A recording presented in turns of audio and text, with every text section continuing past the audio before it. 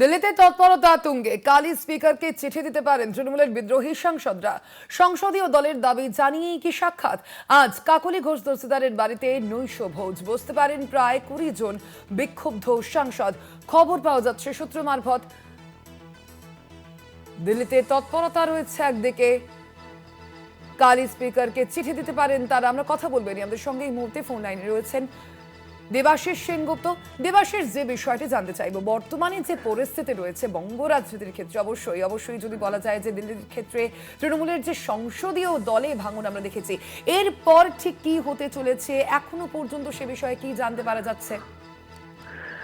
দেখো স্বর্ণালী, প্রথমে জানিয়ে রাখি, কেবলমাত্র বঙ্গ রাজনীতি নয়, দিল্লির রাজনীতিতে একটা কিন্তু পট পরিবর্তনের জায়গা দেখা যাচ্ছে। এবং কেবলমাত্র নয়, কারণ জানো যে বঙ্গে এখানে রাজ্যে শাসন করেছে তৃণমূল কংগ্রেস প্রায় 15 বছর। তারপর তাসের ঘরের মতো আস্তে আস্তে তারা ভেঙে পড়ছে। এবারে নির্বাচনে, অর্থাৎ বিধানসভা নির্বাচনে রাজ্যে তৃণমূল কংগ্রেস সেখানে বিরোধী আসন পেয়েছিল, 80টা বিধায়ক তারা ছিল।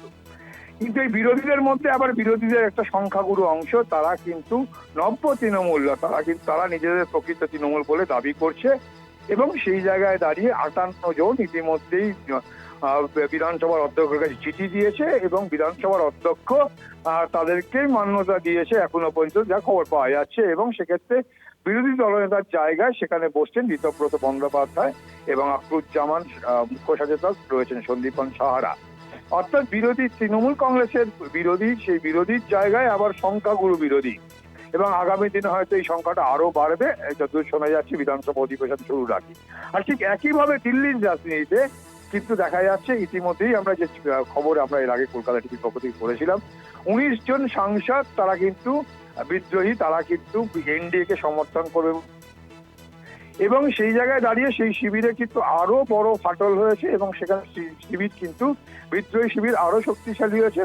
গতকাল মমতা বন্দ্যোপাধ্যায়ের অত্যন্ত স্নেহের এবং সম্মানীয় সুদীপ বন্দ্যোপাধ্যায়, উত্তরবঙ্গের সাংসদ, তিনিও কিন্তু আগামীকাল বিদ্রোহী শিবিরে যোগ দিয়েছেন, এমনটাই কিন্তু খবর পাওয়া যাচ্ছে। সেই জায়গায় দাঁড়িয়ে তাহলে বিদ্রোহীদের সংখ্যা হলো 20 জন, অর্থাৎ লোকসভা সদস্য 20 জন সাংসদ তারা কিন্তু সেক্ষেত্রে একত্রিত হচ্ছে। এবং যতদূর শোনা যাচ্ছে যে আজ বিকেলেই কিন্তু তারা সন্ধ্যেবেলা কাকুলি ঘোষ দস্তিদার, অর্থাৎ বিদ্রোহীদের মধ্যে যে প্রথম যিনি সরব হয়েছিলেন সেই কাকুলি ঘোষ দস্তিদার, তার বাড়িতেই নৈশ ভোজের আয়োজন। এবং সেখানেই থাকবেন এই বিদ্রোহী সাংসদরা, যারা আগামীকাল হয়তো মাননীয় অধ্যক্ষ, লোকসভার অধ্যক্ষ, তার সঙ্গে তারা সাক্ষাৎ করবেন এবং তাদের চিঠির যে কপি, সেই চিঠির কপি চিঠি দেবেন এবং এনডিএ কে সমর্থন করবেন, এরকমটাই তাদের বক্তব্য।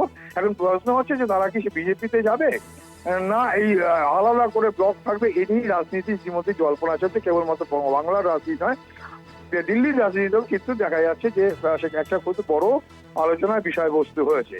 কারণ ইতিমধ্যে জানো যে কেন্দ্রের বিজেপি সরকারের কিন্তু বেশ কিছু বিল তাদের পাশ করানোর দরকার আছে, তাদের আরো লোকসভার সদস্য এবং রাজ্যসভার সদস্যের সমর্থন চাই।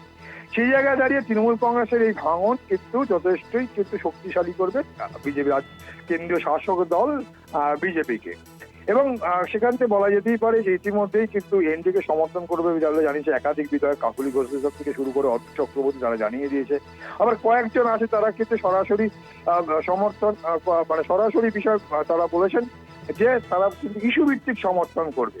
এবং বিষয়টা যাই হোক না কেন, আজ রাত্রেবেলায় যে নৈশ ভোজ, সেই নৈশ ভোজে আগামী দিনে স্ট্র্যাটেজি কি হবে ঠিক হবে। কারণ দুজন বসছেন এখানে, সব থেকে অভিজ্ঞতা সম্পন্ন দুজন সাংসদ এখানে থাকছেন।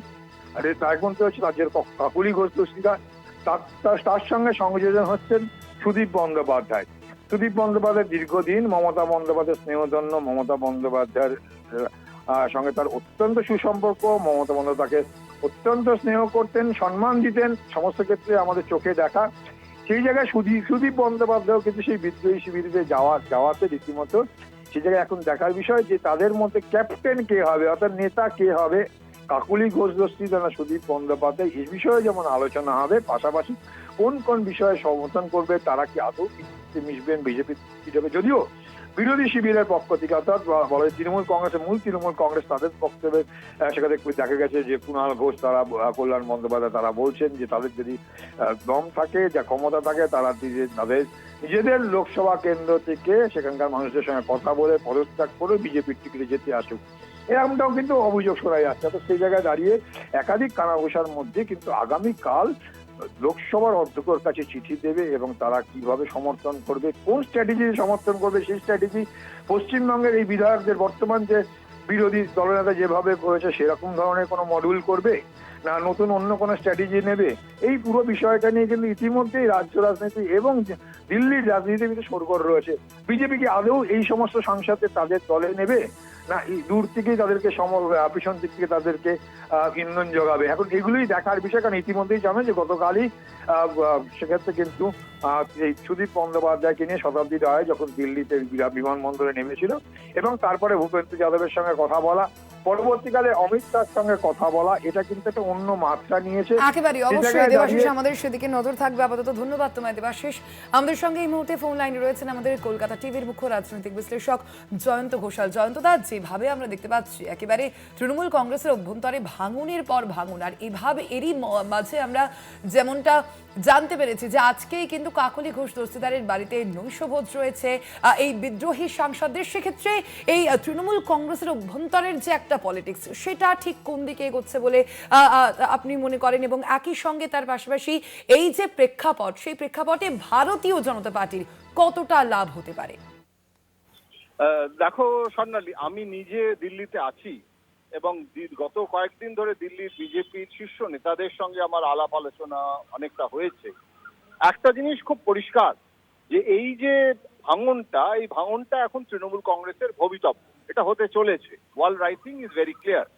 কিন্তু এটা আরেকটু ধীরে সুস্থে হয়তো করা যেতে পারত, বা তৃণমূল কংগ্রেসের এই যে বাগী বিক্ষুব্ধ বিদ্রোহী সাংসদেরা তারা আরেকটু ধীরে সুস্থে ঘরটা গোছাতে পারত। কিন্তু যখন কংগ্রেস একটা প্রস্তাব দিয়েছে বলে প্রচারিত হলো, যদিও সেটা পরে সমর্থন পাওয়া যায়নি কোনো পক্ষ থেকেই, যে একটা মার্জার, অর্থাৎ কংগ্রেস এবং তৃণমূল কংগ্রেসের মধ্যে মার্জার হবে। মার্জার হলে একটাই সমস্যা বিজেপির দিক থেকে যেটা মনে হচ্ছিল, মানে প্রতিপক্ষ শিবির যেটা কংগ্রেস এবং তৃণমূলের, সেটা হচ্ছে যে সংখ্যাটা যদি লোকসভায় তৃণমূলের যে সংখ্যা লোকসভা সদস্যের এবং কংগ্রেসের যে লোকসভা সদস্য যদি যুক্ত হয়, তাহলে তার দুই তৃতীয়াংশ ভাঙতে হবে এবং সেখানে কংগ্রেসকে তখন ভাঙতে হবে, এবং সেটা কিন্তু বিজেপির জন্য কঠিন হতো।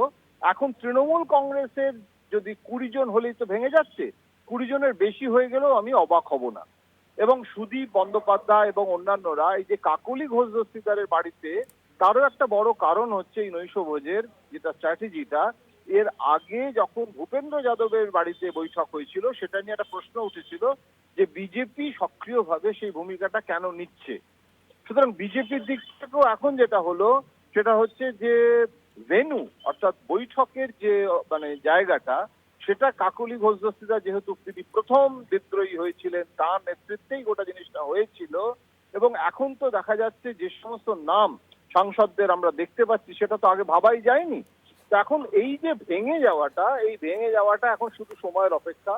সোমবার অর্থাৎ আগামীকাল যেহেতু ফার্স্ট ওয়ার্কিং ডে, কোনো কালক্ষেপ না করে স্পিকারকে চিঠিটা দিয়ে দেওয়া হচ্ছে, এবং ভেঙে গেলে বিজেপির যেটা সুবিধা হবে, যে প্রশ্নটা তুমি করছিলে, সেটা হচ্ছে যে এখন বিল, যে ধরো ওমেন বিল, এই বিলটা তো খুব সহজেই পাশ করে নেওয়া এখন আর কোনো অসুবিধে থাকবে না, এবং সেটা প্রতিপক্ষের জন্য অত্যন্ত দুঃখজনক একটা পরিণতি হবে যে এত বিরোধিতা করা সত্ত্বেও বিলটা তারা পাশ করিয়ে নেবে। এবং শুধু সেটা নয়, ডিলিমিটেশন বিল থেকে শুরু করে সমস্ত বিল এখন সংখ্যা গরিষ্ঠতাটা নিয়ে আর কোনো সমস্যা থাকছে না। এবং মানে যদি মার্জারও হতো, তাহলেও কংগ্রেসের ভোট ব্যাংক আর তৃণমূল কংগ্রেসের যে 40% আনুষ্ঠানিকভাবে সরকারিভাবে এখনো আছে, সেটা হয়েছে অনেকে বলছে, কিন্তু সেই ভোট ব্যাংকটাও পশ্চিমবঙ্গে একটা কনসলিডেটেড অপোজিশন হতো, সেটাও আর হলো না। তার ফলে যেটা হচ্ছে যে তৃণমূল কংগ্রেসটাকে মানে ভেঙে টুকরো টুকরো টুকরো হয়ে যাওয়ার সম্ভাবনা সেটাও রয়েছে। এবং শুধুমাত্র বিদ্রোহীদের দোষ দেওয়া, যে বিদ্রোহীরা এটা করছে এবং তারা হচ্ছে সমস্ত যাকে বলা হয় লয়ালিস্ট নয়, এবং তারা হচ্ছে বেঈমান, কিন্তু বেঈমান আমি মানছি, কিন্তু বেঈমানরা এত সবাই মিলে একযোগে, হ্যাঁ, এইরকম ভাবে যে বিদ্রোহটা হচ্ছে, এর মধ্যে কিন্তু একটা স্বতঃস্ফূর্ততাও আছে। কোথাও একটা দলের ইনার পার্টি যে ডেমোক্রেসি, যেটা বাম দলরা বলতো, সেই আন্তঃ পার্টি গণতন্ত্রের অভাব, সেখানে সমস্ত যে চাপা অসন্তোষ, তার একটা আউটবার্স্ট হচ্ছে সেই ইমিউনিটিটা। অর্থাৎ আমার মশা কামড়ালে ম্যালেরিয়া হয়, কিন্তু আমাকে মশা কামড়ালে যে প্রতিরোধ শক্তিটা, সেই দলের সেই প্রতিরোধ শক্তিটাও কিন্তু নেতৃত্ব দিতে পারলো না। ভোট হয়ে গেছে, বিজেপি পেয়ে গেছে 2/3 মেজরিটি, তারপরে তো আর তৃণমূল ভেঙে তৃণমূলকে একদম শেষ করে দেওয়া, সেটা তো তৃণমূল কংগ্রেসের নেতারাই, তারা অনেক বেশি সক্রিয় হয়ে অতি উৎসাহে তারা নিজেরাই করতে শুরু করেছে। সুতরাং আমি বলবো পরিস্থিতিটা খুব জটিল, এবং দিল্লিতে যেটা এক কথায় যে মুডটা, সেই মুডটা কিন্তু তৃণমূলের বিরুদ্ধে। স্বর্ণালী, ধন্যবাদ আপনাকে জয়ন্তদা। আমরা কথা বলছিলাম, আমাদের সঙ্গে ফোন লাইনে ছিলেন কলকাতা টিভির মুখ্য রাজনৈতিক বিশ্লেষক জয়ন্ত ঘোষাল।